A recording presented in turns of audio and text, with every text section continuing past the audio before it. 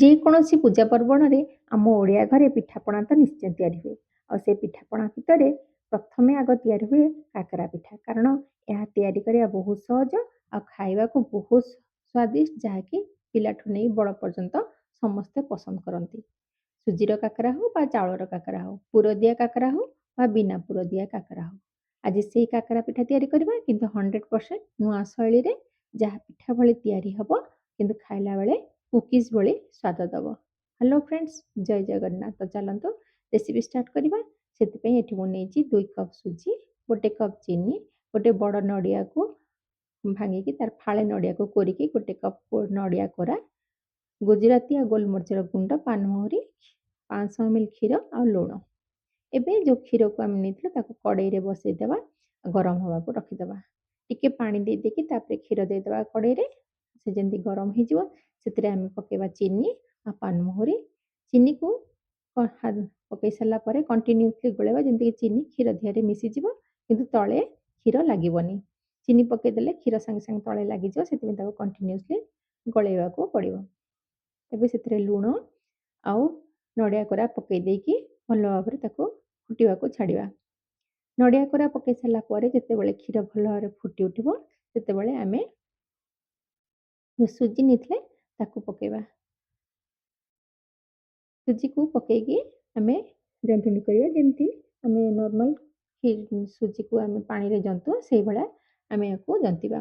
ଦେଖନ୍ତୁ ଏ ପିଠାଟା ଟିକେ ହାର୍ଡ଼ ପାଗ କରିଲେ ପିଠାଟା ବଢ଼ିଆ ତିଆରି ଭଲ ଲାଗିବ ଖାଇବା ପାଇଁ, ଆଉ କୁକିଜ୍ ଭଳିଆ ତିଆରି ହେବ। ସେଥିପାଇଁ ମୁଁ ଏଠି ଏଇଟା କ୍ଷୀରରେ ହିଁ ଜନ୍ତୁଣି କରାଯାଏ। ସୁଜିକୁ ଜନ୍ତୁଣି କଲାବେଳେ ଗ୍ୟାସ୍ର ଫ୍ଲେମ୍କୁ କମ୍ କରିଦେବା, ତାପରେ ସୁଜିକୁ ଜନ୍ତିବା। ସୁଜି ପୁରା ପାଣି ଟାଣି ନେଇଗଲା ପରେ ଗୋଲମରିଚ ଆଉ ଗୁଜୁରାତିର ଗୁଣ୍ଡ ଦେଇକି ତାକୁ ଆମେ ଗୋଳେଇବା। ଗୋଳେଇକି ତାକୁ ସେଇଥିରେ ହିଁ ଘୋଡ଼େଇକି ଥଣ୍ଡା କରିବା। ଏଇଟା ଟିକେ ଟାଣ ପାଗ କରାଯିବ, ଯେମିତି ଆମେ ନର୍ମାଲ କାକରା ପିଠା ତିଆରି କଲାବେଳେ ଯେମିତି ପାଣି ଟିକେ ଅଧିକ ଦେଇକି ସୁଜିକୁ ଭଲ ଭାବରେ ଜନ୍ତିକି ଟିକେ ନରମ ପାଗ କରୁ, ଏଠି ନରମ ପାଗ ନ କରିକି ଟିକେ ଟାଣ ପାଗ କରିବାକୁ ପଡ଼ିବ।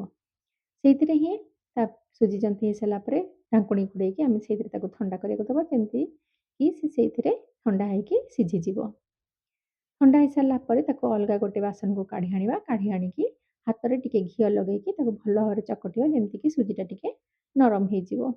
ଟିକେ ଟାଣ ପାଗ କରାହୁଏ, ଯାହାଫଳରେ କି ଏଇଟା ଆମେ କୁକିଜ୍ ଭଳି ଛାଣିକିନା ରଖିପାରିବା। ଦେଖନ୍ତୁ ଫ୍ରେଣ୍ଡ, ଅବିକା ତ ଚାଲୁଛି ମାର୍ଗଶିର ମାସ ହେଉଛି, ବହୁତ ପ୍ରକାର ମାଙ୍କର ପୂଜା ବି ଚାଲିଛି। ଆମେ ଘରେ ବହୁତ ପ୍ରକାର ପିଠା ତିଆରି କରୁଛୁ। ତାପରେ ଏବେ ପିକନିକ୍ର ଟାଇମ୍, ଆମେ ବାହାରକୁ ବୁଲିବାକୁ ମଧ୍ୟ ଯିବୁ। ତେଣୁ ଏଇଭଳିଆ ଯଦି ଆପଣ ପିଠାଟା ତିଆରି କରିକିନା ରଖିବେ, ଏହା 10ରୁ 12 ଦିନ ପର୍ଯ୍ୟନ୍ତ ମଧ୍ୟ ରହିବ, କୌଣସି ପ୍ରକାର ଖରାପ ହେବନି। ଆମେ ଯେଉଁ ପିଠା ତିଆରି କରୁ କାକରା ପିଠା, ତା ଭିତରେ ପୁର ଦେଇକିନା କରୁ, ସେଟା କ'ଣ ହୁଏ ନା 5-6 ଦିନ 3-4 ଦିନ ପରେ ଟିକେ ଲାଳୁଆ ଅଂଶ ଧରେ, କିନ୍ତୁ ଇଏ 8-10 ଦିନ ପର୍ଯ୍ୟନ୍ତ କିଛି ଖରାପ ହେବନି। ତେଣୁ ଆପଣ ଆକୁ ତିଆରି କରିକି ରଖିକି ବାହାରକୁ ପିକନିକ୍ ଗଲାବେଳେ କି କୁଆଡ଼େ ବୁଲିବାକୁ ଗଲାବେଳେ ବା ପିଲାମାନଙ୍କୁ ସ୍କୁଲ ଗଲାବେଳେ ମଧ୍ୟ ଦେଇପାରିବେ, କିଛି ଖରାପ ହେବନି। ଏବେ ସୁଜିକୁ ଭଲ ଭାବରେ ଜନ୍ତିକି ଟିକେ ବଡ଼ ବଡ଼ ଗୋଲା କରିକି ଆମେ ତାକୁ ବେଲଣ ଉପରେ ରଖିବୁ ବା କୌଣସି ପ୍ଲେଟ୍ ଉପରେ ରଖିବୁ, ତାକୁ ବାଡ଼େଇକି ହାତରେ ବାଡ଼େଇକି ଫ୍ଲାଟ୍ କରିଦେବା।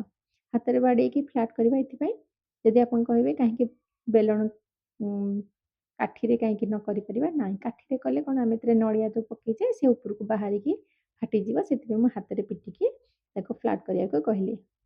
ଏବେ ଗୋଟେ ଛୋଟ ଗ୍ଲାସ୍ କିମ୍ବା କଟରା ନେଇକି ତାକୁ କାଟି ନେବା, ଯାହାଫଳରେ କି ସବୁ ପିଠା ଗୁଡ଼ାକ ଆମର ଗୋଟେ ସାଇଜ୍ର ତିଆରି ହେବ। ସବୁଗୁଡ଼ା କାଢ଼ିକି ଆମେ କାଟିକି ରଖିନେବା, ତାପରେ ତାକୁ ଆମେ ଛାଣିବା। ତେଲକୁ ମିଡ଼ିୟମ୍ ହିଟ୍ ଯେତେବେଳେ ଗରମ ହେଇଯିବ, ସେତେବେଳେ ଆମେ ପିଠା ପକାଇବା।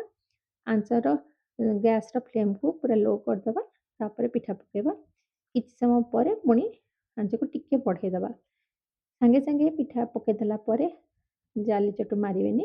ସେ ଯେତେବେଳେ ପିଠା ଟିକେ ସିଝିଯିବ, ପୁରା ଉପରକୁ ଭାସି ଉଠିବ, ଫୁଲି ଉଠିକି ଭାସି ଉଠିବ, ତାପରେ ଆପଣ ତାକୁ ଲେଉଟେଇ ଦେଇକି ତାପରେ ତାକୁ ଗୋଲ୍ଡେନ୍ ବ୍ରାଉନ୍ ହେବା ପର୍ଯ୍ୟନ୍ତ ଆମେ କ୍ରିସ୍ପି କରିକି ତାକୁ ଛାଣିକି ରଖିନେବା।